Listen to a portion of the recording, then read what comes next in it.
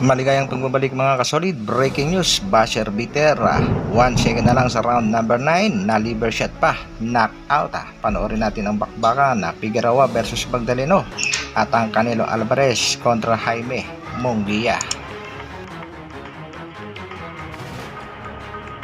Para sa ating unang balita mga kasolid, bakbakan sa pagitan ni Canelo Alvarez at Jaime Munguia. Isa nga sa mga undercard dyan mga kasolid ay ang bakbakan sa pagitan naman itong si Heartbreaker Brandon Figueroa, ang kasalukuyang WBC Interim World Featherweight Champion kontra nga dito kay Jesse Magdaleno.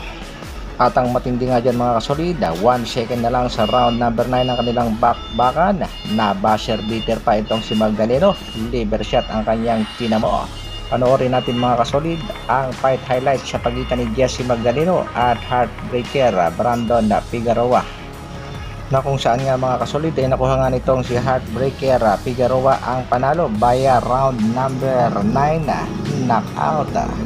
Heto nga ang fight highlights mga kasolid ng kanilang naging bakbakan. Kitang-kita naman natin mga kasolid, totoo ang bakbakan.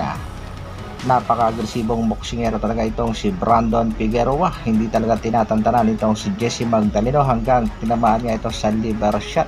Bagsak itong si Magdaleno.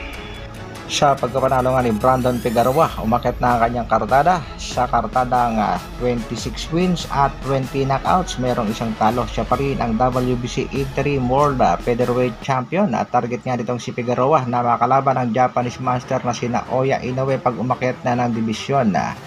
Siya rin ang tumalo dito kay Luis Pantera Neri na may laban kay Naoya Inoue na gaganapin bukas sa bansang Japan. Umaasa nga itong si Figueroa na makakatapat niya rin itong Japanese Master. At maya-maya nga lamang mga kasolid ang bakbakan naman sa pagitan ni Canelo Alvarez kontra nga dito sa pinagmamalaki ni Freddie Roach na si Jaime Munguia. Kaya abangan natin yan mga kasolid, ang matitinding mga bakbakan. Shoutout nga pala mga kasolid sa ating nag-iisang angas ng Pinas, Cuadro Alas, General Casimiro, at marami ng mga boxing fans ang naiinip sa muling pagbabalik ng nag-iisang angas ng Pinas sa ibabaw ng lona. Kaya hanggang dito lang muna mga kasolid ang ating munting update.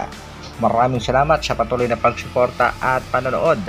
Isang like naman dyan, at sa mga bagong mapapadaan sa ating munting channel, pa-share, subscribe na rin. Mabuhay Dr. Alvin Vlogs. Brrrr.